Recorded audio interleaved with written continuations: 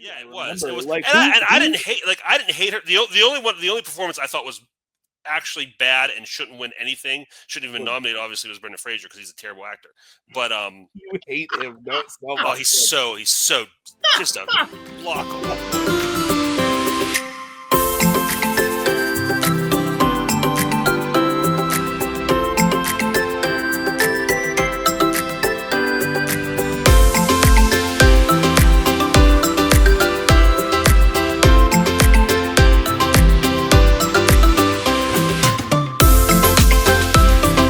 Always extremely taken aback by Mr. Data.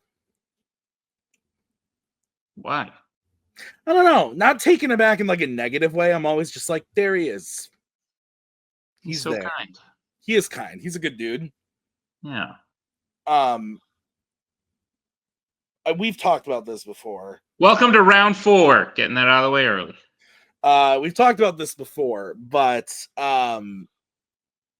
Star Trek TV, not really, or you were just the movies? A little bit, not like Die Hard like the movies. Yeah, but a little bit. My dad used to watch them, and I remember like watching episodes with my dad and stuff. But like mainly original series or Next Generation. A little bit of both, if I recall correctly, because I remember Worf. You're a big Worf fan, right? That's your big Worf guy. But I've never rewatched the series like in adulthood. So yeah, I started it when Ellie was born, and I said, wow, this was great to put me to sleep, and then I haven't gone back. And I know I would like it. I know I would enjoy it. I just haven't done it. Indeed. Are there a lot of categories where there's also TV for fandom? Like Star Wars now and Marvel now, but like 100%. Jack Ryan. Oh yeah. Mission Impossible. Batman the animated series, I guess, like all that stuff. The Mission Impossible was originally a series. Yep. There's the John Wick series. Oh yeah, I forgot. I have been thinking like Fandom could have a TV edition if we just did the shows of all the movies. Yeah. Maybe I think I've pitched this before as like a one-off exhibition thing could be fun. We have talked about that, yeah. And if it goes well, who knows? But yeah, all DC, Marvel, all have TV shows. Harry Potter's going to have one now, and they're going to ruin it. So that's they are going to. Did you hear that they cast John Lithgow as Dumbledore? I heard he was in the running. Look, not the weirdest casting. I'll just get ahead of it. I don't care who they cast. Like, nothing will make me excited for this. No. Why? Why are you doing this? Money. No, you're going to lose money. Everyone who already doesn't want it, you're turning off with all the casting and everything. Well, and the funny thing too is that, like, think about, they got very lucky in that the majority of the cast of the films carried across 8 films. Now, you had a major player in Dumbledore. I stand by the fact that while I thought Richard Harris was good, Michael Gambon's great. I like Michael Gambon better. But they got very lucky. But let's just say that after 3 seasons of this show, the guy who plays Ron is just like, I don't want to do this anymore. Like, breaks his contract, and now you just have a brand new Ron Weasley. But also, like, why? What are we seeing? That Nick, is Peeves? They're gonna throw Peeves in the show because he wasn't in the movies. Great. Correct. That adds nothing. Like, if you want the full lore, read the books. But in my opinion, I would agree. You can pay $1 billion to Daniel Radcliffe, Emma Watson, Rupert Grint, and Tom Felton, and Ivana Lynch, and Bonnie Wright. What are they all doing? Get them back and do a story that takes place after. Daniel Radcliffe's doing stuff. Of course he's doing stuff, but if they paid him $1 billion, he'd come be Harry Potter again. Let's be real. You have been on record with, well, maybe not on record. You have said to me, I don't know if you've said to me in public, that you are against a adaptation of The Cursed Child for film, correct? I think it's a bad story, but it's a fun show. I don't know But that I I'm agree with not that. against like a movie featuring Harry and Malfoy's kids who become friends. You just don't want that story. Even even the setup for the play I like very much. Like Harry has a son, the son goes to Hogwarts, he gets put in Slytherin, has to become friends with Malfoy's son, kind of becomes an outcast because like his dad's a hero and he's like already not living up to it. That premise, great. Are we about to spoil the Cursed Child? Sure. Spoilers for the Cursed Child. Then they find a time turner and they do the one thing in the Harry Potter universe that doesn't make any sense, which is time travel. And they go back and they do dumb stuff. And Voldemort had sex with Bellatrix Lestrange, and that's probably the worst part. That is the worst part. Maggie was pissed when It's fair. that happened. And I get it. I could see it. I just don't want to think about it. It's one of those things where like we talked after Maggie and I saw it in New York, and you had seen it before I did, obviously, and the biggest takeaway I had from it was that like it was a cool what if scenario, but I would not want to see it as a film. As I would never want it to be canon.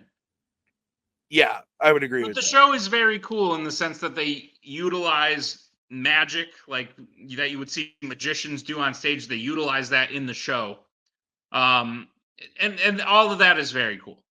They do some very cool stuff, and it's cool. Like it's very clearly like remember this.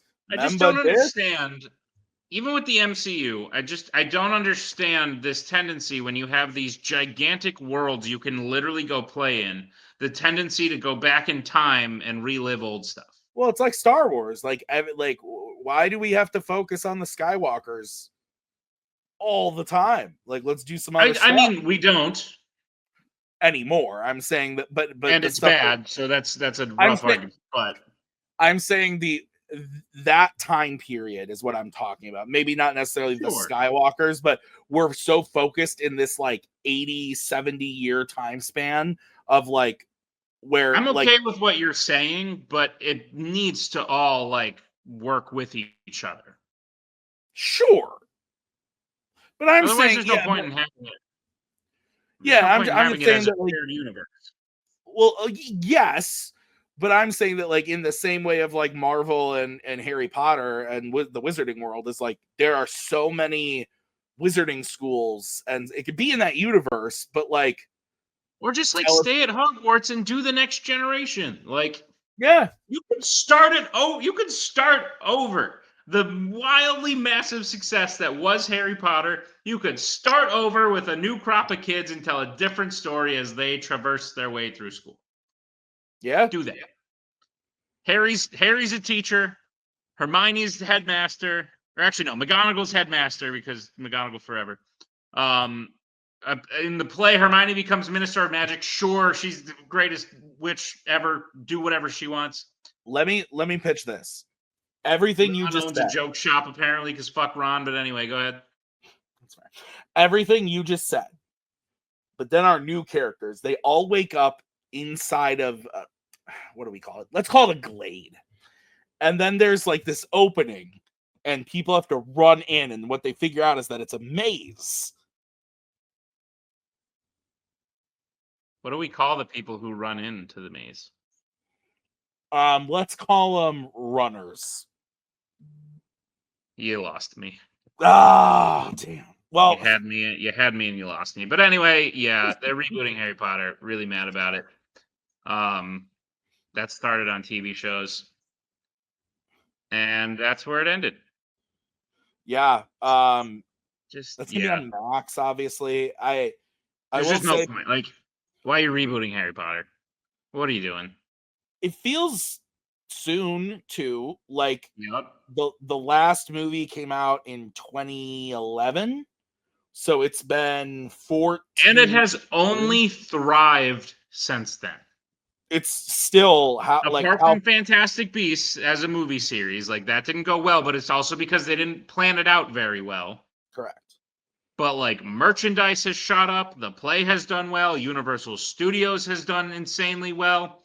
And the movie. Like everyone still watches the movies. And the books. Like they reads the books. Like they're still in insanely pop. Yeah, there's no point in doing it. So you've done something great now. Instead of trying to do it again by copying it, build off of it. Yes? Can we agree? build off of it, or just reinforce this stuff. Like do like how you were talking about how the play does well and everything. The way that they do like the local symphony orchestras, like playing to the movies and stuff like that. Like those I went and types of saw events. Order of the Phoenix in that kind of show in San Diego. Yeah, like they do that shit all the time. Like just keep But if you want to not because like some people squeeze the brand too tight and they hurt the brand. Sure. But if you want to use the brand as a way to tell new stories in the world while you still have the actors available, don't do what Star Wars did, where they had the actors available and effed it all up. Well, to the last point on this, to that point, is that Potter is in a unique situation too, where people love the books and they love the movies. And when Warner Brothers started to squeeze with Fantastic Beasts and people didn't respond to it, people still there's still a positive correct aura in the air around Harry Potter and the video game. We forgot about the Fantastic Beasts movies are the prequels of Harry Potter. But I'm saying that it didn't hurt the brand of Harry Potter, whereas something like The Hobbit hurt Middle Earth for a while. The new Marvel shit post Endgame has hurt Marvel. What was the other Fantastic example? Beasts to me are much more like the Star Wars prequels. They weren't great. People liked them when they came out. Over time, they realized they weren't very good, but it enriched people's love of Star Wars. Okay, I can buy into that. So, like, the brand's not dead. Go on and do better. Just don't do what Star Wars did, like a bunch of morons. Should we get to our guest, Tim? I think we should. Coming up on the show, we're going to throw it over to Tim and Nick and our guest. We've got the Fanzone debate champion, excellent beard holder, and other stuff. He's done other things. We got Kirk Kolkowski. Let's go talk to him.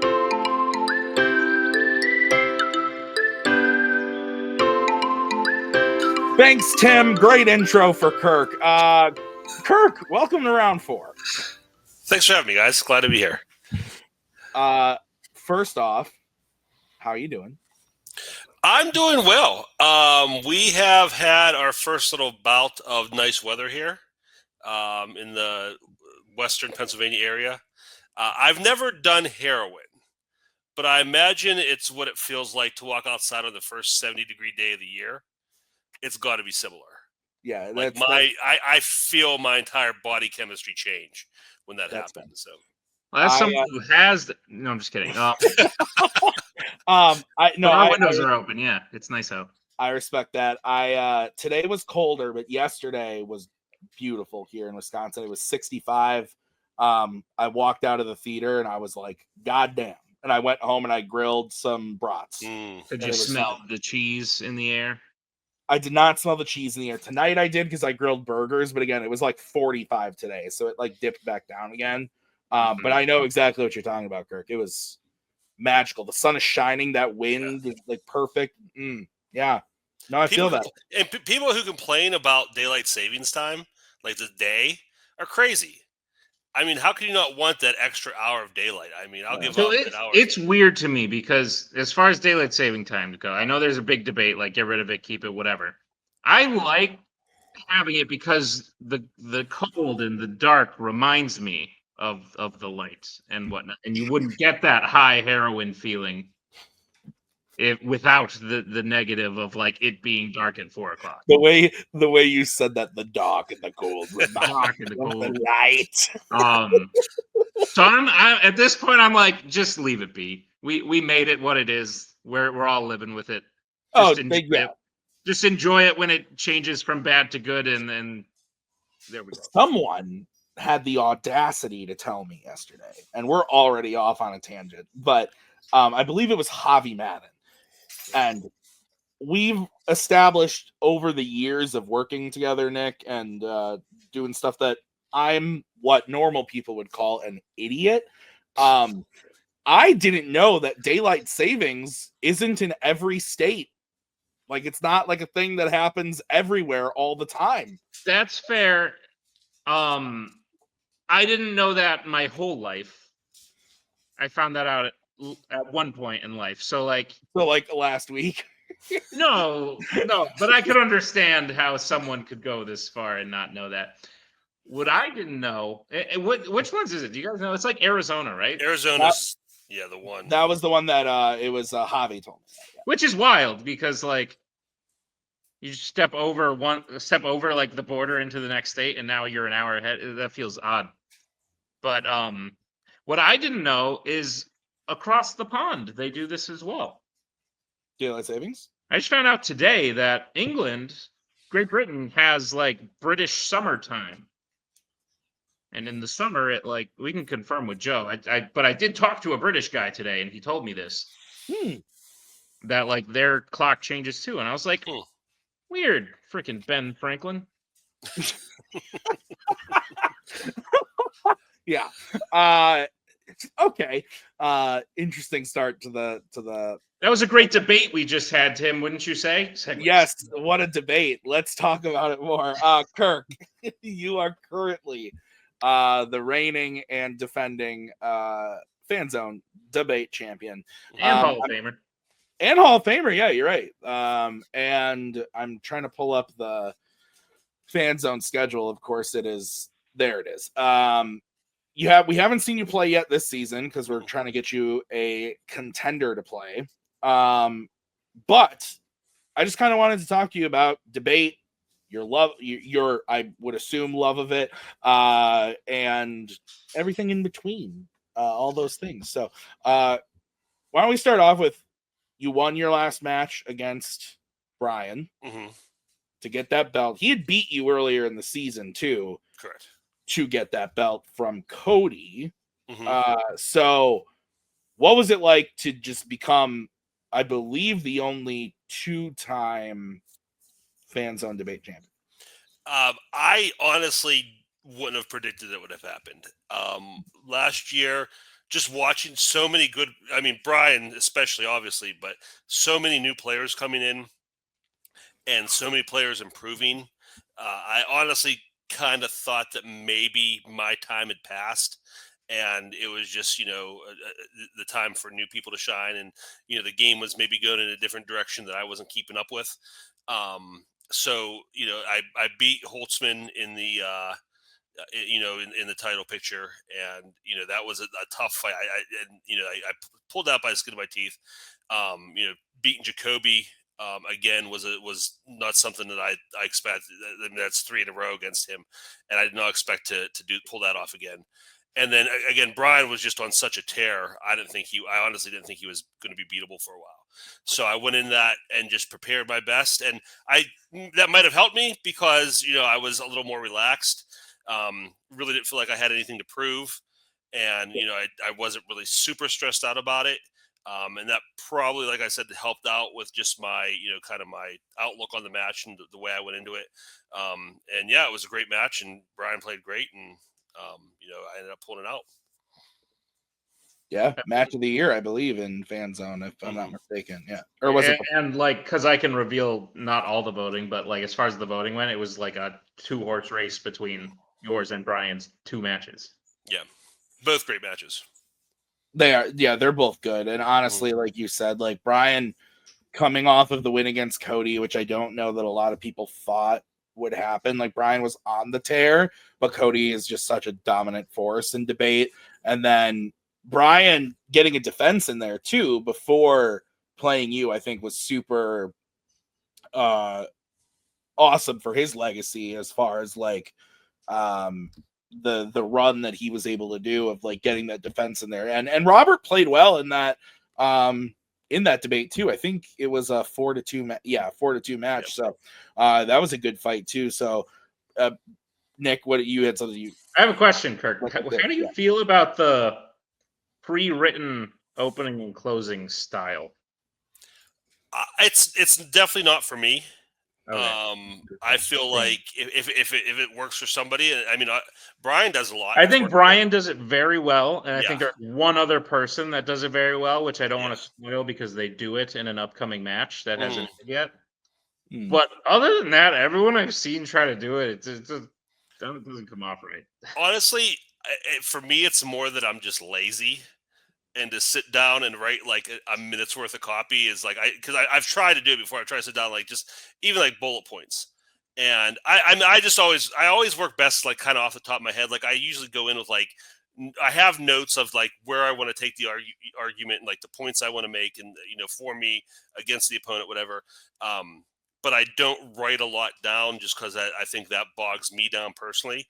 But yeah, the thing that impressed me about Brian is how he he has his prepared opening, but he also has a prepared closing that he still somehow is able to encapsulate what's been said in the argument. Yeah. That's the weirdest part. It's like he's Yeah. predicted what you were going to say throughout, and Mhm. that's why it fails for other people because like. I'll throw out a name because Nico used to do this, Mhm. and Nico would like go into the closing. No shot, Nico. If you're watching, we love you, and all that. But Nico would go into the closing and read his prepared closing, and it would address nothing that was said by Sure. the team in the thing. And it's like, great prepared closing, but did you listen to the last 5 minutes? Brian either is like reading off of a bulleted thing Mhm. and filling in the blanks in a way that's so good that That's it's like it's all written down, or he has literally predicted what the fight was going to be beforehand and wrote it down beforehand. yeah. For the I would guess it would be the former, which is what I used to do with my openings and closings. Especially like for my whole fight, whenever I would prepare for a fight, I would just put out bullet points. And there was a while there where, like Kirk said, I would like he doesn't want to get like bogged down by the points. I would get super stressed out about like I gotta hit all these things, and it kind of turned into my opening. I know what I'm gonna say about my thing. I'm not worried about what my opponent is doing unless I'm like really winning, and then I can be like I can throw a shot here. I can throw a little but then in my free form, it's about hitting those points, and whatever I don't hit, I kind of encapsulate in my closings along with what my opponent said. So kind of like a mix, but like Kirk said, uh, writing the opening and the closings down is not the way to go for Timmy. That's I not to sound like a dick, I write nothing down. Like when I debated, it was mostly off the cuff of when like I started, that's how I always did. And then once I got to title matches, I think I put a lot of pressure on it to write down, especially when it started getting into stuff I didn't know well.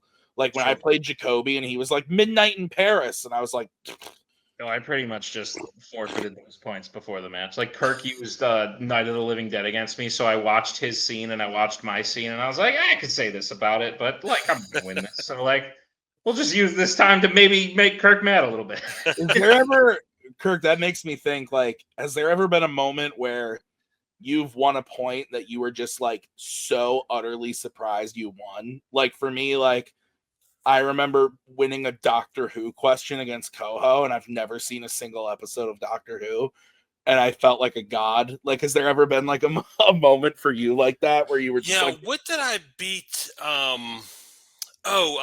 Just this past year against Holtzman, the musical question about um, it was it was some kind of best musical number and something. I forget the qualifier sure, exactly, but I think I went with America in the Steven Spielberg West Side Story, and he picked another one. I forget exactly what it was.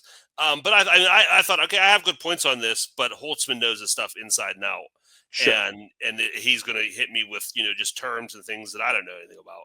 And I just again, I feel like a lot of times those are the ones I do the best on sometimes because like there's always a point in a match where I'm like, I got this. Like just as soon as you see the answers, like I obviously have the right answer. And and those are like 9 times out of 10 the point I lose because you go in too confident. Sure. But that was one where I really did not expect to win. And I built a well good enough argument. Oh, he picked something from In the Heights. He picked it in the Heights song.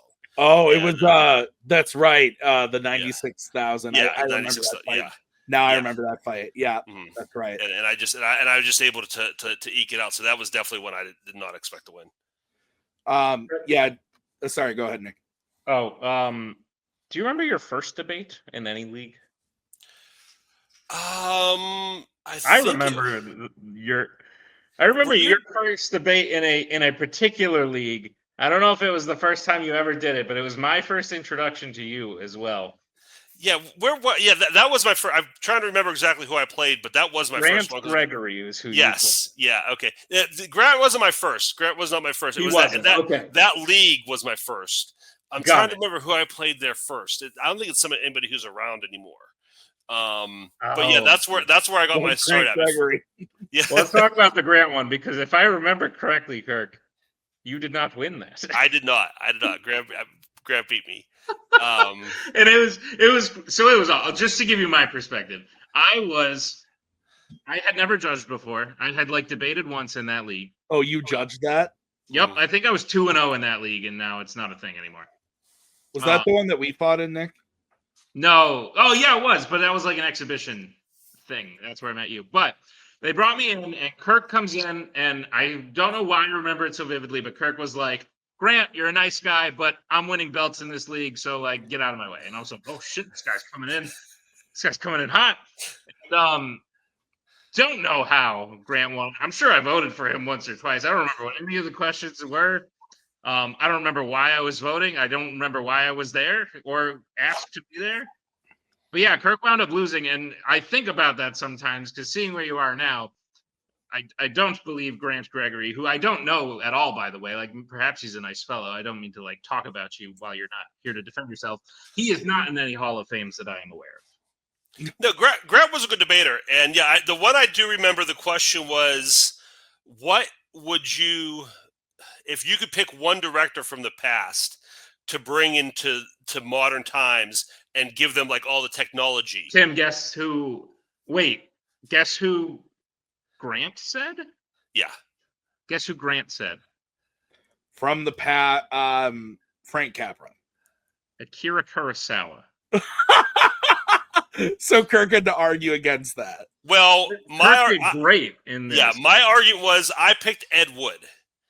And Okay. my reasoning is if you bring Kurosawa in and make his movies now, you're going to change his movies. And I don't want to see his movies are perfect. I don't want them to change. So I basically was shoving Ed Wood in front of that bullet, a director that nobody cares about, and nobody, really, it doesn't matter what he does. I was shoving him in front of Kurosawa. And you know what? I think I voted for Grant on that one. You did. Because I didn't like that. I didn't like that Kirk didn't pick a real choice, essentially. Yeah, that's the gambit failed. The gambit failed. And that's I remember you. I know nothing about Kurosawa's film, but you said something about a scene where they actually shoot a bunch of arrows at people. Yeah. There was no way to CGI that, so they actually had a group of soldiers shoot arrows at another group of soldiers. Mm-hmm. And you said bring that to today, and we don't get the fear of actually being shot at. And I was like, that's a great point. And then Kirk was like, Ed Wood, because he sucks. And I was like, oh, I don't like that. Yeah, funny. I was still figuring some stuff out back then. It was a fun debate, and I think I ended up losing that because that league was 5 rounds every time. I think they did 3. Or they always did 4 rounds and a speed round, no matter what. So I was up 2-0, and then he beat me. Then he just went on a 3-0 run. So, but got to start somewhere. Do you hate the bonus round? I mean, the speed round. Yeah.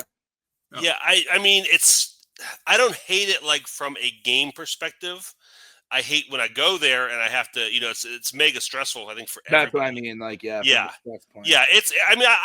think if anybody says they like it, they're lying because that's the only thing. That was my favorite part. See, because I feel like the whole game is just so much of prep and going in, and then that's all out the window.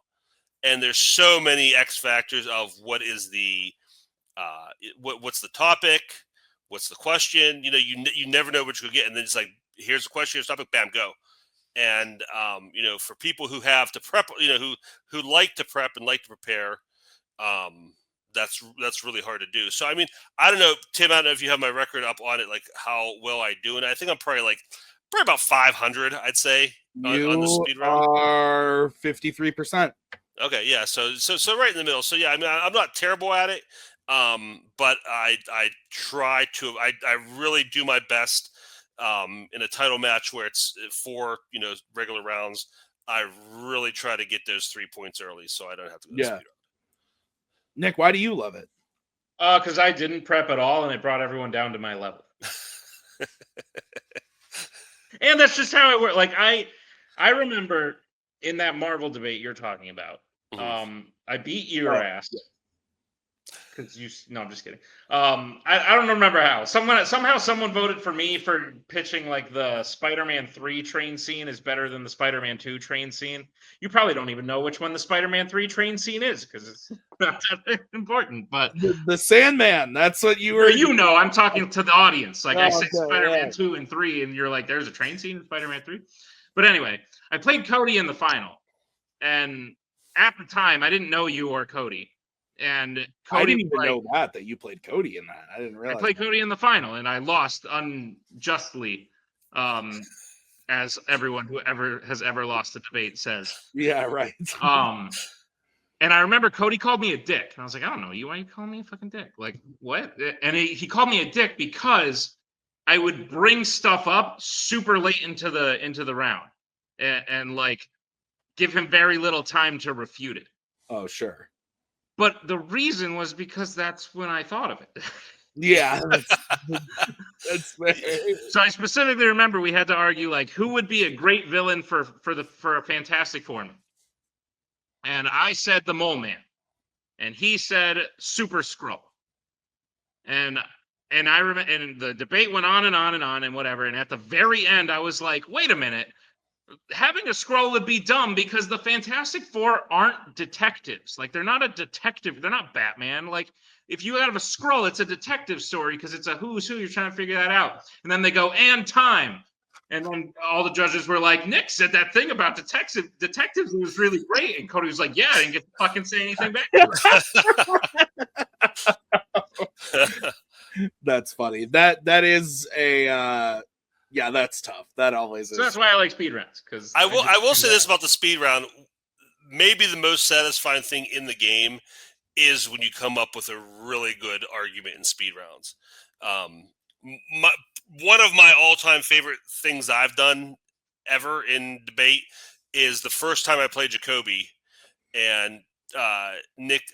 I don't know if you were here for that. Tim probably was. But the first time I played Jacoby in the speed round, the question was. What DC hero should get a Lego movie? I remember. And Jacoby went first and said Green Lantern. And I'm I vividly remember that. And so I'm like, okay, I'm thinking. So and I threw out Plastic Man, and I could tell by the judges' faces, they're like, that's the dumbest thing in the world. Like, why? I think I had to Google to confirm that was a real character. Yeah. so like I'm just like, I lost this. Let's see what I can do with it. And I was able to grind out in however many seconds we have total to do that. And I was able to win with Plastic Man. And I just come up with some really good shots against Green Lantern. And that's like one of the most satisfying points I've ever earned. Those, I agree. I would agree with you. Those types of moments where you can come up with something really like quick off the top of your head and like actually convince everyone. Like I remember, and especially with like, I always say it when it happens is like when someone can pick a bold choice and win off of it. I love that shit. Like I remember once, I forget who was fighting, but we just said like blanket, like best Pixar lead character. And somebody was like Woody. And their opponent was like Lightning McQueen. And we were like, dude, what are you doing? And Lightning McQueen won. And we were like, it was Jacoby was definitely one of them. Was it Jacoby? Yeah. Jacoby definitely picked Lightning McQueen because I remember this. Yeah. And it was like, so those types of moments are and his argument was like Woody becomes a dick by the end. Lightning McQueen actually has a good like arc. Yeah. Woody never grows up or whatever. Woody's a dick the whole time, but we love him. But And I would agree. Those moments are phenomenal. And anytime because so much of speed round, and this is, everybody does it, just nature of the beast. So much of it is just like throw in words at the wall and see what sticks. You got to come up with something immediately. Anytime you're able to craft an actual argument and come up with real points to make that the other person can't say anything against, and then actually tear down what they've said in a logical way, that's really fun to do. It doesn't happen that often, but it's fun. Yeah, you're so right. Because in the few judging appearances I make, I hate it more than anything when people just say this movie is the best movie because it's so good and it's well acted and it's so good and it's revered, and I'm just you're just saying words, provable random shit. Yeah. That is the one thing, and I don't know that Brian watches this show, but if he does, I'm giving Brian a tip on things I like and don't like as a judge. But that is the one thing Brian still does that it is the weakest part of his game, is he always refers to Rotten Tomatoes, Oscars, awards. I don't you're not going to convince me with that information. Your job is to convince me with the movie and with the stuff. I beat Brian because he did that, I think. Probably. But I might have changed as a judge. But anyway. Well, you're saying because he did that? Because he did. Me and Brian played before he took his break. Yeah. I beat him to play you. And I think I beat him because we were arguing about the Oscars. And he even brought up yeah, but Denzel Washington just won because he should have won it for a different one. And Leonardo DiCaprio should have won, but they gave it to him this time because they felt bad. And I ended it by being sounds like they don't mean a whole lot if they're just giving it to people because they forgot to give it to him last time. Yeah. That's one of those things where it's just saying words that means nothing to the argument for me. Now, there is a time and a place for every type of argument. I think you could probably find an argument where saying the fact that something won an Oscar is a good point. You really have to know who the who the judges are, first of all, and how they're going to respond to that. But also, I think you need it's something you could sprinkle in. I think that's a good spice for an argument. Kind of just build around it. But that's the kind of that kind of like Tim said, subjective stuff. You gotta be careful with that. But again, in speed rounds, it's hard because it's here's the answer, here's your question, here's your answer, go, and you just gotta start talking. So it's definitely a challenge. This brings me to a good segue. We talked about debate for a while. Oscars. Did you guys watch? Do you guys care? I did. Mm-hmm. I care. Do you think the right person won? The right people won? Where we at? I would say that my personal picks did not win for many things. Okay. But I'm not angry with many things. A few things I think were the wrong choice and should not have won. But Anora winning Best Picture, I'm not mad about it. It's a really good movie. What shouldn't have won, Tim? Anything that fucking Amelia Perez. It's a terrible movie. I'm sorry, it's terrible. Maggie and I Maggie was drunk, but we got in a fight about what you literally just talked about with Leo DiCaprio and blah blah blah blah blah. She was like, so you're not saying, I'm like, she didn't have the best supporting performance of the year. She should not have won the Oscar. And for Zoe Saldana. And Maggie goes, well, it was just a career thing. I'm like, but the award isn't best career supporting performances. But and I even said, I was like, and even then, I love Zoe Saldana. Yeah. Does she have a career that demands a career Oscar the way that Leo or Denzel did? Yeah. But I hate, and I told her very flat out, I was like, I hate the fact that that is even a thing that we are okay with for some reason. Oh, well, he was good in this movie, and I guess we'll give him the Oscar. But even though he should have won it for whatever. So, Well, it's No. like you're starting a never-ending chain because Correct. if Exactly, you're giving it to her as a thing, then you just took it away from someone who you now have to reward later. Correct. Well, Just I give will someone say, else. supporting actress is probably one of the weaker categories It was a very of, weak of the year. So It was a very weak if category. that movie is going to win something, fine. I would say overall, this is the first year in a while where I walked away feeling pretty much okay with everything. Like there was nothing where I was like, "Oh, why did this win?" or "Why did this?" Yeah, there were things for me like Honora winning director, editing, picture. Sure. Does it deserve to win the screenplay? I think there were other screenplays that were better Mm-hmm. that were nominated, but it also winning that doesn't totally frustrate me. Do I think The Wild Robot was better than Flow? Yes. Is Flow a phenomenal movie? Yes. So like it's that give and take every year of like, do I think that this thing should have won? Like, if I, again, Dune Part 2 was my favorite movie of the year. It was nominated. I knew it was never going to win. I was rooting for Conclave. It didn't win. But this was a weird year where nothing was totally in the bag. Like, I was going into the show thinking The Brutalist was going to win Best Picture. Mm-hmm. And then just based on the movie is really good. B, the politics of the movie are very hot right now. Mm-hmm. And C, it is the type of movie the Academy would normally vote for. It just so happens I heard you're still watching it. What? I heard you're still in the middle of watching it. I've seen it twice too. You have 8 years to spare. And but it just so happens that the politics and everything of Honora won it out, which again, Honora, I say, Nick, shut up. I say that because I said the word politics, saying that like as one of the caveats of like, there are the big three that I think were up were Honora, Conclave, and The Brutalist. And I think all three are really good movies and also all do have political things behind them. That's fine. Yeah. But if the winner is the one whose politics are the most relevant. No, that's not what I meant. That's not what it sounded like you said. No, I don't mean most relevant. I just mean like that was the one that won it out in the end. Like, not necessarily most relevant, but just the one that the most people voted for. I feel an Oscars rant coming, but Kirk, before I do that, how was the show in general? I liked it.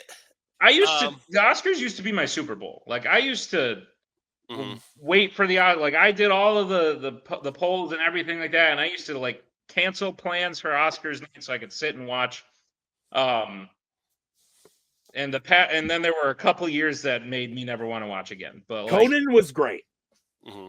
I've always liked Conan. Yeah. Conan is a boss, and he was phenomenal. Yeah, I think Conan did a really good job. It was a very specifically Conan O'Brien show. Like he had his stamp on it, but it was not political at all. Either. No, but at the same time, I think he did a really good job of understanding that like normies, people who would sit around and watch the Oscars aren't necessarily his audience. And I think he understood that, and I think he had like a patience for the audience, and sure, kind of like was like there's like I think in general there's a humility about that guy, but I think in this specifically where it was like this is me and this is my humor, and if you don't get it, screw off. You know what I mean? Like I think he was very patient. Like he would tell a joke and kind of sit on it and be like at certain points he would like explain the joke like enough to like make sure people like were keeping up with him. But I think he did a really good job. I was sad that I really wanted John Mulaney after his bit last year. I really would like to see him host. I think he will eventually. I don't know what the bit is, but I love John Mulaney. But I think just having people who like appreciate movies is a really good job. Is a really good idea, and like people who aren't going to be like sarcastic about it and like just be like, oh, this is also stupid. Why would you bother with any of this? I think Conan likes movies. I think Conan enjoys like. Yes. I think he appreciates like the pageantry and the seriousness of it, but can still like poke fun at it and like Exactly. strikes That's that balance really well. Exactly. Well, and it's because of his job. Like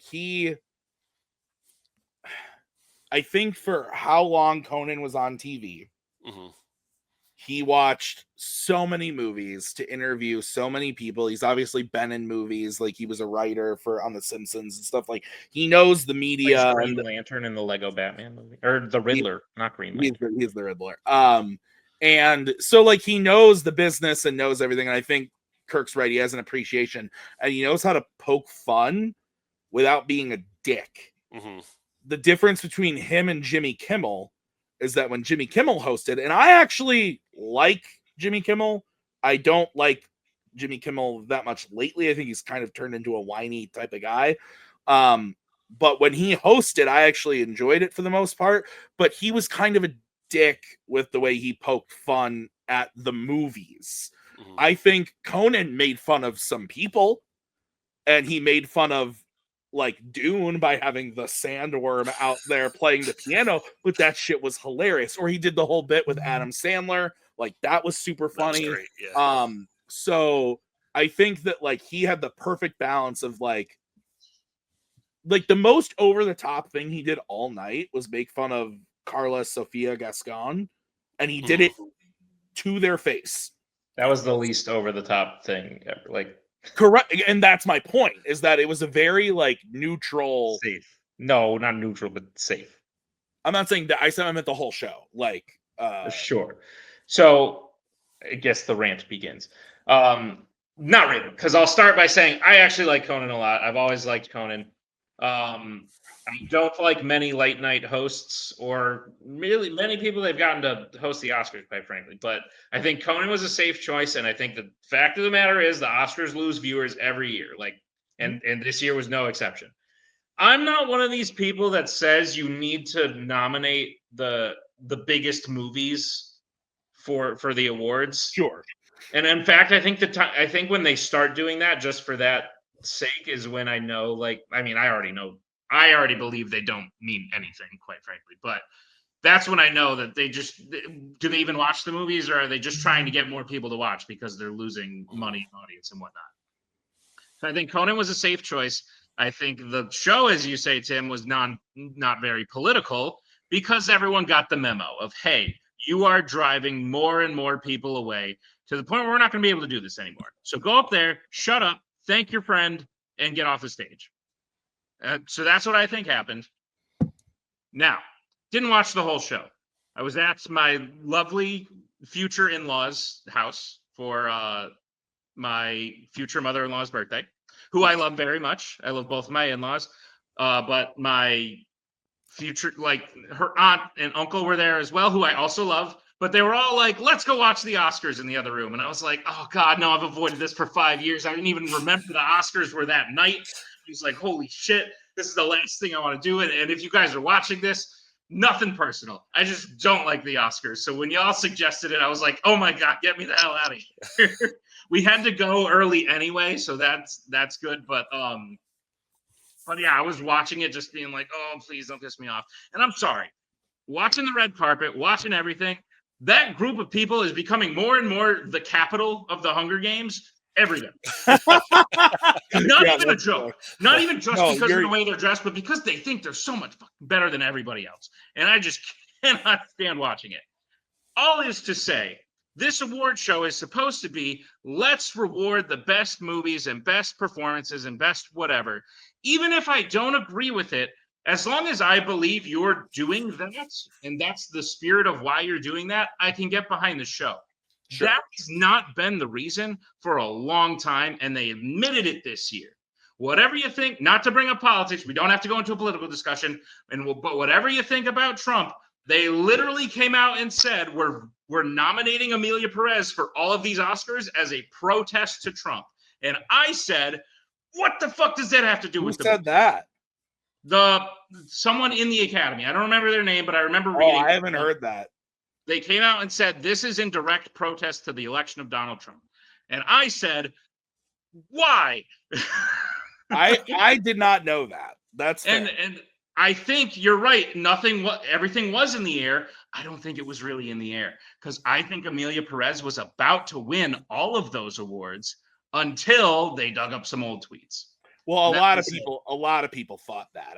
Of course, and the fact that it's all but confirmed has ruined the Oscars for me. Now you two are strong gentlemen who are firm in your opinion, and I can have a different opinion than you, and you can still have your opinion because you're not easily swayed by others. But that's why I'm just like, dude, I'm done with this whole thing. Even the Oscars, like, I find more fucking legitimate because I believe. Actually, I don't believe. Sorry, Coho, but I think you're just voting for whatever you think will make you look the best. But I find those more legitimate than the actual Oscars. Here's the thing: a lot of talented people. Watching Cynthia Erivo and Ariana Grande sing was freaking awesome. Yeah, they were great. Absolutely incredibly talented people, but I couldn't help but think, aren't you the lady that got mad at someone for making a fan poster for covering up your eyes? That's true. That did happen. And then I watched 2 seconds of like an IndieWire interview with her, and the first question was like, do you get stage fright? And Ariana Grande was like, yes. And then the guy in the movie, whoever plays the Figaro in the movie, was like, yes, I get stage fright. And Cynthia Erivo was like, no, you guys get stage fright? That's so weird. I just never get stage fright. And I was like, can you pretend you're not like pretentious? Well, I mean, I don't know you, but you're affecting my life, and I wish you wouldn't, but stop. Yeah, anyway, my thing is, like, I agree with you, and I avoid, like, I don't watch the red carpet because I, in general, for better or worse, try to separate art from the artist and then just enjoy the work. Sure. And you can't, like, social media, you can't avoid everything, but I try to know as little about these people and their lives as I can. Because it helps and it makes the stuff more enjoyable. As far as the awards, yeah, I agree with you. I mean, whatever it is, whether it's politics or just personal, whatever, back in the 90s when, Miramax and Weinstein would just, campaign and manipulate things so his movies would win. Yeah. I didn't even get to that, but yeah, you're so right. I mean, there's just so many things like, and I'm with you. It'd just be what's the best movie this year? And I remember I'd say, what was it? Was it 2 years ago that Everything Everywhere at Once won? Yes, 2 years. Yeah. I think that was the worst, like the most egregious year. Because if you look at all of those, like, I love the movie. I'm not bad mouthing that movie. But if you look at the 4 acting categories, no one in those 4 acting categories, I'm sorry, deserved to win.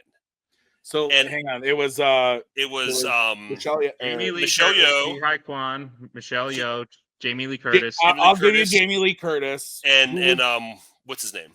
Oh, Frasier, right? Frasier, yeah. My thing is like Michelle Yeoh, great job, but what Cate Blanchett did in Tar was a completely different universe from what anybody else did that year. I agree. I think with Ki Hai Kwan, I'm sorry if I mispronounced his name, Brendan Fraser and Jamie Lee Curtis, it was just they were pity Oscars. Like, these are people who've been around for a long time. Jamie Lee Curtis never got nominated. Brendan Fraser had some bad experiences and people felt bad for him. So Curtis winning was a surprise to a lot of people too. Yeah, it was. Like, I didn't hate her. The only performance I thought was actually bad and shouldn't win anything, shouldn't even nominated, obviously, was Brendan Fraser because he's a terrible actor. But you hate him. He's so just a block of wood. Who else was nominated in that category that year? It was for both guys from Banshees of Inisherin, I think. Colin Farrell should have won. Yeah, Colin Farrell, should have won. Yeah. But again, if you go back and you read those anonymous interviews they do, it was basically like, we feel bad for them, we want to see them get more work, that kind of stuff. Dude, it's like, just make it about the award. Just make it about. It means nothing now. Yeah. Well, exactly. And I think honestly, like, at this point too, like, we've seen it change so much. Like Kirk said, in the 90s, like, campaigning, people doing the campaign stuff.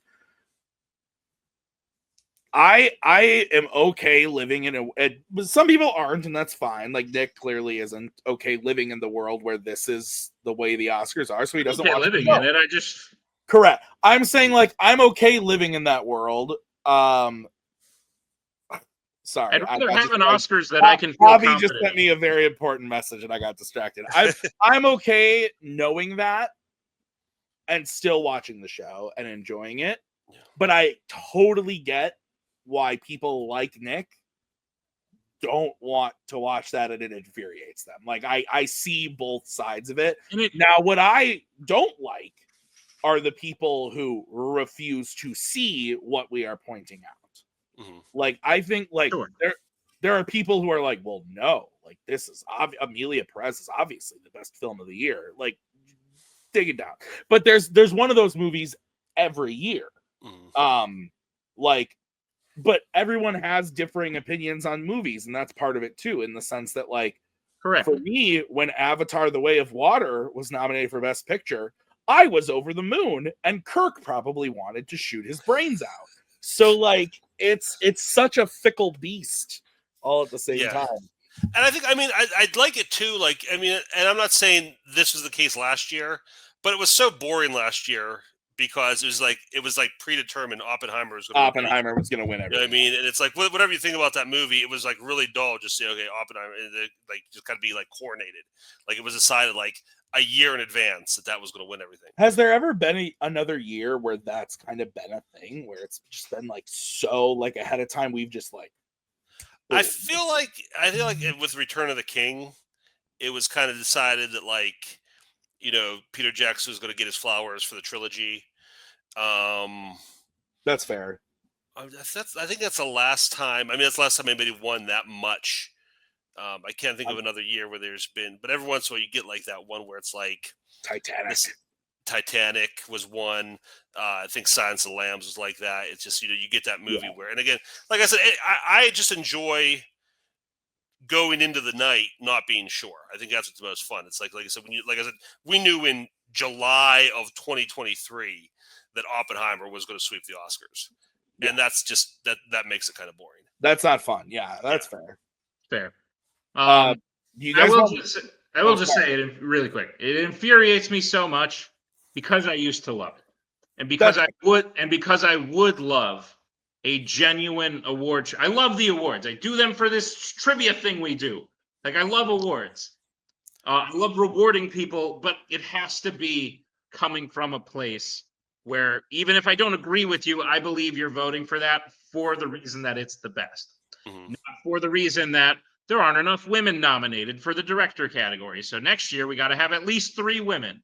And it's like, great, Greta Gerwig probably could have got there on her own, but now half the freaking country thinks she only got there because of the shit you said. So way to go. Anyway, that's fair. You were about to transition, Tim. Oh, all I was going to say was, you guys want an inside scoop on what Javi said to me? Sure. This would have previously happened. 12 people saw it before Javi got to me. Hey, Tim, just thought I'd get ahead of this, if you even want me to. But there seems to be an error or something in the title sequence for the newest Fandom match. Want to let you know. And I said, fixing it. So I just edited a match while we were doing this. Not a whole match, but if you'll notice, it says your title here over Puss in Boots. So it is currently exporting a new version right now. So 12 views lost to the gods. Bummer. Hey, I'd rather fix it than leave. It's literally on screen for like 10 seconds, but I want it to be right. So I don't blame you. Change it. So you made the right call. I think I made the right call. Call. And it's a good match. Antonio Chavez versus Eli McKay. Go check it out. It is a good match, yes. We have a lot of good stuff coming up. Kirk is going to play soon. Kirk, you're going to play in debate soon. We don't know who you're playing yet in the timelines of the things, but we know who you're going to play. It's going to be exciting. I'm excited to see you come back. Nick should get back in the debate ring. Dude, I just can't. I'd like to see Nick. I respect you guys very much for liking it and for doing it, and I like doing it. But if I was to do it again, I would have to go in and just treat it like I'd have to block my ears during the explanation of the votes. I just would. Like, I'd have to go in and just be like, great, I'm debating Kirk. Let's go in and have a fun conversation where, like, we bring up different points and debate. And then when it's time for Tim and whoever to vote, I just need to go like this, because I just need to, like, not hear the explanations or the why. And maybe that makes me worse, petty or worse or whatever. But, like, I get it. There's just too many times where I've heard people be like, And it's fair because it means that it didn't stick with them if I refuted the point they're saying. But there's too many times where I hear people be like, "Oh, Nick said this. I wish he said this," and I go, "I did say that, but like I didn't say it in a way that made it stick with you. I guess you know what I mean." That is frustrating. I mean, and I'll say this: I think overall judges do a great job. I believe, unlike the Oscars judges, they are coming from a place where they are voting for they think who did the best. I run a tight ship. What can I say? I think that I think what the reason why this debate league has survived, why so many has fizzled, is the integrity of the judges and the fact that we've built a core of people who we know will take it seriously and will like judge fairly and unbiased. So judges, great job, but it is frustrating where every once in a while you do hear like, well, if he would have refuted this or said this, and you're like, remember 27 seconds ago when I said exactly what you just asked for, and somehow you missed it. That's always frustrating. But again, it is, and you know, it's worked in my favor where you know things that the opponent said is missed. So it's I can't complain about too much. Kirk, when are you going to return to the Fandom Fights break? He already did. He was number 10. Oh, that's right. Yep, you're right. Sorry. Ignore the question. Ignore the question. When you get me a ringer of a team partner who can drag me to a title contention. One of the funniest things you've said to me recently is we were setting up your title match against ? And we were posting the categories that you were drafting, and you go, "I'm drafting James Bond or whatever category is in fandom." I was just like, it's still just James Bond. You're good to go. That made me laugh. I was at work and I like spit my water. I was like, that's so funny. Yeah, I've lost track of what goes every time. Like whenever somebody's like, I'm doing creature feature, or like when it comes every time it comes up like in speed round, like the category is creature features. What is this? I'm like, please tell me every movie that's in creature features because I don't remember any of them. I don't know what it is about this season. Maybe it's the new channel, or I don't know, but this is the first time where unless I'm setting up a green room for like a hardcore group of people, or I know that there is a hardcore someone in it. So for example, like there's a new team, Real Breakdown. I think their match is aired. If it hasn't, it's coming up. Yeah. It has. Rue is managing them. I know that if I don't post the list of categories in the chat, Rue has got them. Like, it's cool. But this season, more than most, I have said to myself, I need to explain these categories, or I need to give these contestants the categories. Like, I know we have a website. I understand we have a website that like has all the categories. Share the link. Just share the link to the website, you're saying? Mm-hmm. You good? That's for get off Instagram. That is for that's for the TBNT Instagram. She's just now following it. You're in trouble. Do you know? Tim's mad that you're just now following it, and I'm mad that you're on Instagram. Do you know how long this Instagram has been up? Do you know how long this Instagram has been up? A long time, she says. What? She said a long time. She knew it was up. She just subscribed to the channel too. Kirk, are you subscribed? I don't have Instagram. Are you subscribed to the YouTube? Yes. I'm okay with it. I tried. If you want to hear my most boomer rant, get me talking about Instagram. I tried it for like 10 minutes because it's where all my kids put all their pictures. I tried it. Let's go. I hate social media of all kinds. Go on your boomer rant. It's a garbage app. Like you go on, I just want to see somebody's pictures, and I go look at all this other stuff, and then what is the point of having like a picture that's only our video that's only up for like a day and then it goes away? Yeah, I've never understood the whole story thing. That's so stupid. Like, and it's like I'm trying to find like I said, I followed like the only people I really followed were my wife and kids, and I go on and I try to find one of their pictures, and I go look at like 18 people that they follow to somehow hopefully stumble upon their page. Anna is now commenting on the posts on Instagram. Get off Instagram.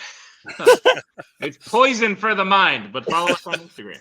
But follow us on Instagram, please. No, we are trying to branch out with social media because in this day and age, like that's how you market, got to. and that's how you spread the word. Yeah. But I still hate it. Hate it more than anything. Um, I think it's poison for society, and that is not an exaggeration. Oh no, I mean I agree, and I love the poison. I'm on Twitter way too much, yelling at people. It's great. And I drink the poison too. So like, just think of all the time you could be doing other things. I'm usually on Twitter when I'm on the can. Read a book. Read a book. Read a book. Gain knowledge. I do gain knowledge. No, you lose knowledge when you do that. I mean, that's fair. That's fair.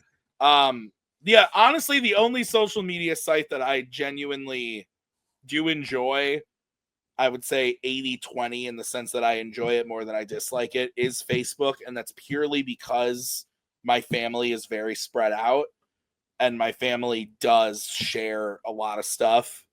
And it's not in the sense of like life stuff. It's like just pictures and shit that it's nice to see those things. But I purely have Facebook so I can communicate with the people in this. Yes, that is the main reason.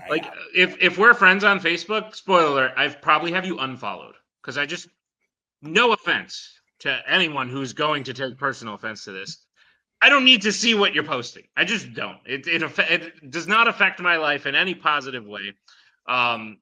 If you want to tell me, if you want to have a conversation with me and tell me the good things that are happening in your life, that sounds cool. I'll listen to that.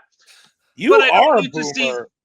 I don't need to see this fake online version of yourself that you are trying to promote to the world. I want no part in it. Boom. That goes for everything. It goes for Instagram, Facebook, Snapchat, literally everything. And screw the person who decided to make everything into a social media. LinkedIn, why can't I get a job without being good at social media? Because that's all LinkedIn is. It's a professional social media site.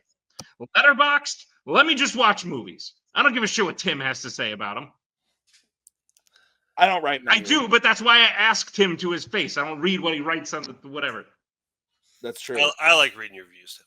Thanks. Hey, Kirk, speaking of movies and Letterboxd, you have garnered some flack over the years for, I don't want to say hot takes because I don't think they're hot takes. You just have, would it be safe to say you have high standards? Yeah, I think so. Yeah. And so you grade on a scale that you've created.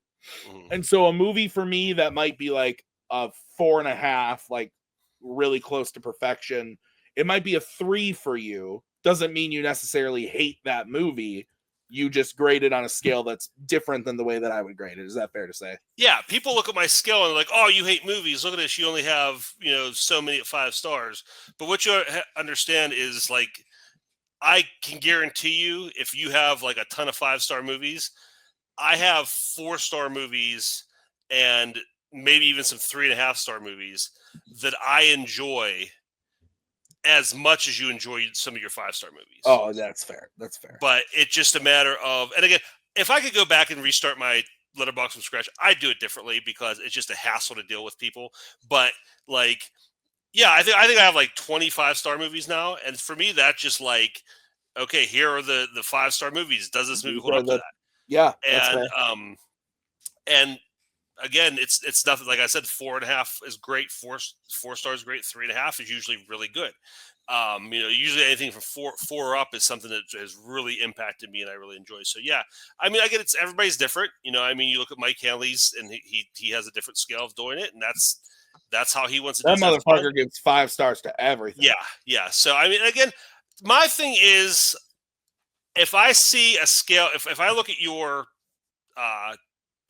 rating scale and it goes this way or it goes this way, then I really don't know how seriously I can take your opinions when I read them, because you either hate everything, or you love everything. You want to have that nice little pyramid, you know what I mean? That's what you look for. Because I mean, most things are just okay. Some things are really awesome and great. Some things really suck, and most stuff lands in the middle. Now I'm And gonna and go I and think look at my scale. what's that? I said now I'm gonna go and look at my my spread. I think most stuff is bad. Ooh, it's a pyramid. Oh, oh my God. It's literally 5 and 1, 2, because I don't do half stars, so it's like Yeah. 5 and 1, 2 and 4, and then 3. That's Is the perfect. one? I assume it's like 5 on the left and 1 on the right. It goes If you- no. Yeah, if you're It's- looking at it, one's on the left and five's on the One's right. on the left, and so Yeah. mine would be like a slide. And that's fair. But I mean, my problem Maybe. is that there's this whole attitude that, like, everything, you have to like everything. You know, it's like that kind of like toxic positivity where everything is great and every movie is just fantastic, and you can't say anything bad about any movie. And I just don't buy into that. And if you do, Really? that's cool. But I just don't feel like, I think it's okay to criticize. And you know that you always have things like, well, movies are so No. hard to make that any movie that gets made deserves to be No, credited for it. I think it is, if you are able to make an entire movie and release it, and it gets like a wide release or even like a Yeah. limited release in theaters or on a streaming platform, like you were able to sell your movie, you deserve the credit for being able to do that. Yeah. And then Yeah. I deserve the credit to be able to tell you if I think it's shit. For example, Malcolm D. Lee directed Scary Movie 5. Congrats. I watched it last night. Yeah. It's shit. Yeah. It's a 1-star movie. Goodbye. Sayonara. Peace out. Yeah, absolutely. It's terrible. And Fuck. it just, I mean, like, you're like, well, movies are really hard. Well, so you know what else hard is brain surgery. But I don't. If I'm sitting on a brain surgeon's slab, I don't want people to be like, just do your best. It's hard, and if you Yeah. fail, you'll still get credit for it. You know what I mean? And Yeah. and also, it's, you know, they say how hard it is to get movies made. So it's like, yeah, but you have the opportunity to make a movie, and you're going to waste it on that script or that cast. You know what I mean? Like, do better. If you have that rare opportunity to make a movie, do better. So yeah, I don't think there's any problem to holding filmmakers to a higher standard than just get it made. It's funny that you say you see that a lot. What I have been disheartened by more recently is just overwhelming negativity in the face of things that don't need to be so negative. Mhm. In the sense of, like, a great example is I watched American Sniper the other night. Not a phenomenal movie. Did it deserve all the Oscars that it was nominated for? No, I don't think so. I gave it 4 stars because I watched the movie. I consider myself a pretty patriotic person. I enjoyed the movie. I don't know the true story of Chris Kyle. I just watched the movie. I enjoyed it, and I liked the movie. And then I go to the reviews, and it's all just like, this didn't happen, so this movie's shit. It's too patriotic, fuck America, like, you know, that type of stuff. And it's just like, holy shit, like, I just liked the movie. The one I always go back to too is like Jurassic World. Not a great movie. I loved it because dinos are cool and they eat people. Is in Dominion it really fucking stupid that the main plot revolves around locusts that want to like eat the plants and shit? Yeah, that's dumb. But I liked it when the dino jump up and it goes rawr and it does the thing. And so I like movie. So, but then like all the reviews are like, you liked this? How dare you? Go to hell, you vermin. And it's like, So I'm against that. Yeah. I'm against not being okay with someone who has a different opinion than you. Like, I hope throughout my ranting, I have made it clear that, like, you all are perfectly entitled to your opinion. yeah, well, that's how I feel. It's but like, I'm going to come out and say this is freaking dumb, and if it doesn't get better, I'm not going to see your next Dino movie. Sure. And you're not going to be able to make any more. Well, that's my point, is like, I will watch all the dinos because I think they're cool. And like Nick and I have talked about this. We talked about it in like our Brave New World review. Like, Nick has really disliked a lot of most of post Endgame Marvel. to the point where he like got rid of his Disney Plus subscription. So like, but like I've enjoyed a lot of it. And I'm going to go see anything made by Marvel pretty much forever because I just like Marvel. Even if it's bad, I'm going to go see it.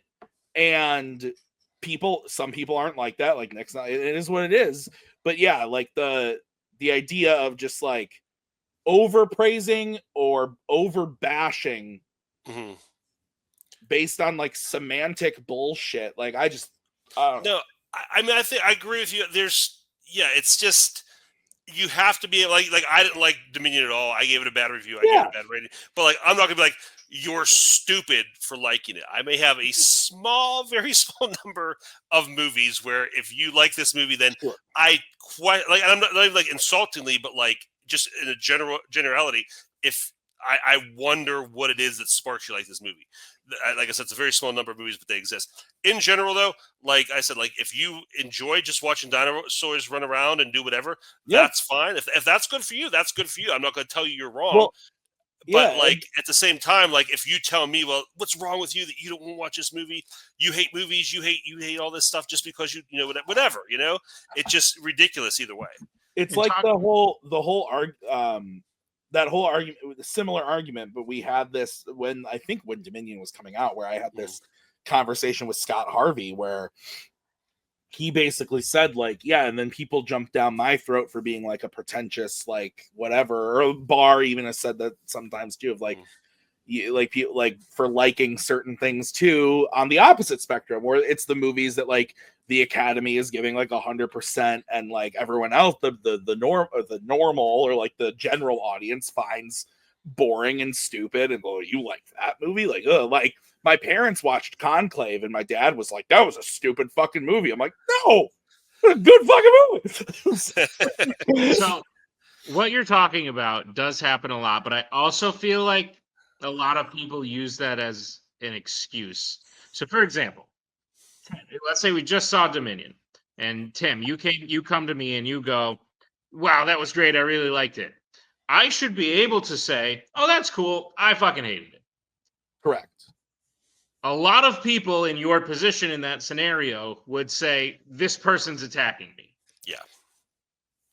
So that's like the other side of the coin, is like, yes, it's bad to like actually attack people for a difference of opinion, but also maybe you're not so secure in your opinion if someone disagreeing with it can cause you anger. Or sure, I think too, like to that point, maybe not.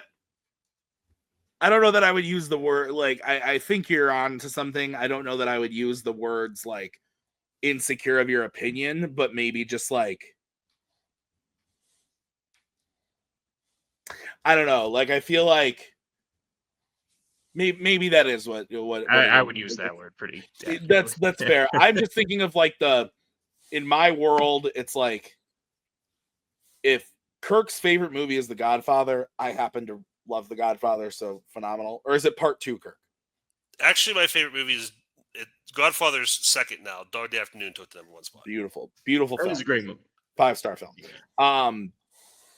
But okay, so if I were to say to Kirk, like, I didn't really get it. It just didn't vibe with me.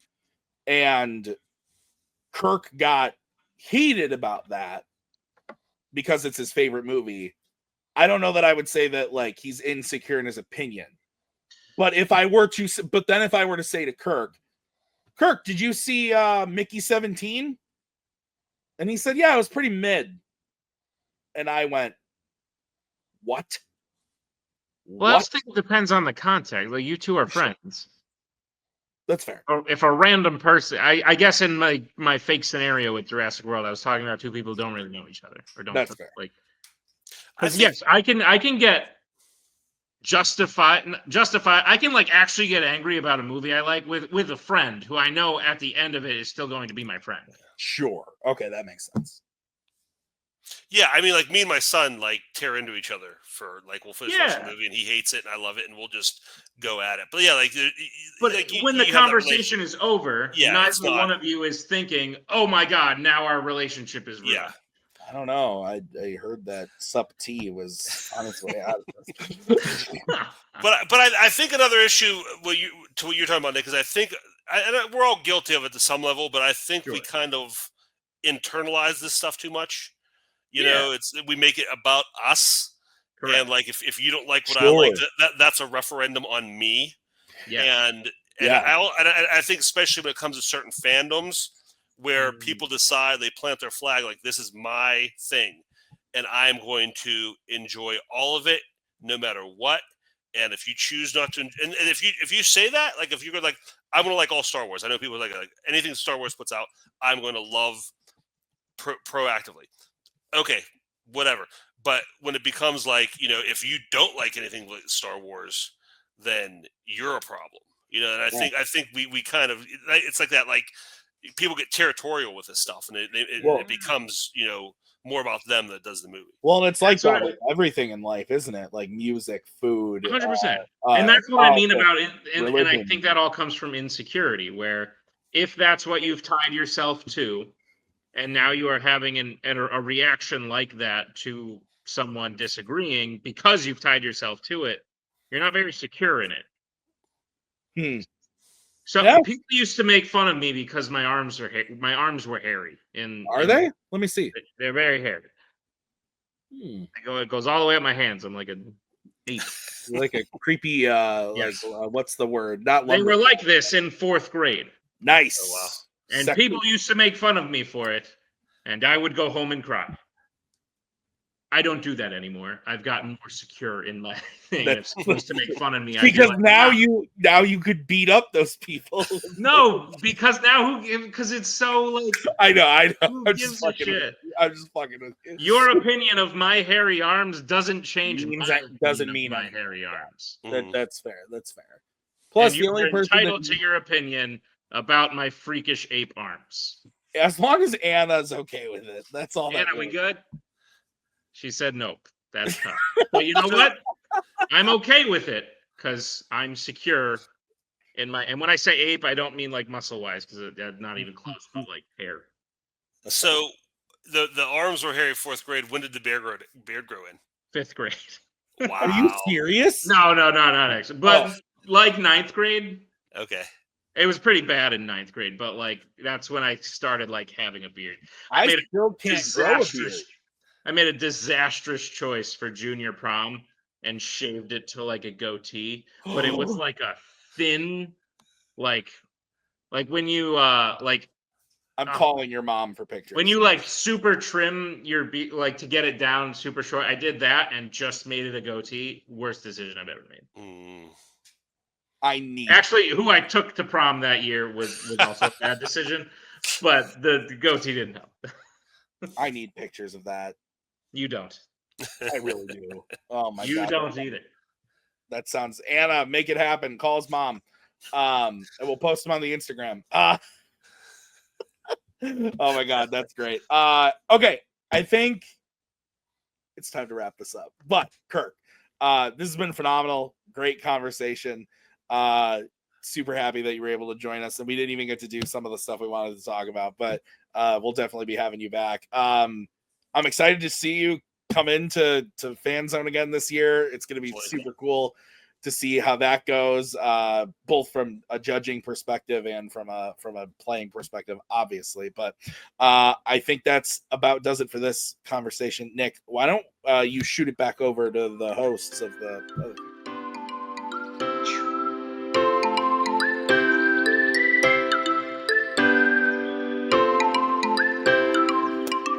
Oh, I got it, Nick. Is your hand okay, Tim? I got it. It went through your hand.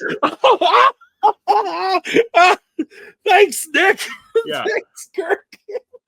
Phenomenal. That was cathartic. That was good. Thank you to Kirk for coming on the episode. Next week we'll have someone, or maybe not. Maybe it'll just be me and Nick singing "Kumbaya" around the fire. But we'll be doing something. Yeah, we'll be doing something. I'm gonna. If there's a fire, that's a problem. Call somebody. Open flame in my basement. Maybe we'll have Ellie on the show. She could sing us Old MacDonald. It'll be great. Thank you to Kirk again. We'll see you guys next week. A lot of fun stuff going on the channel. If you haven't watched Fandom or Fanzone, they're both in full swing. So check them out. We'll see you guys next time. Nick, anything to add? No. Thanks, Kurt. Bye.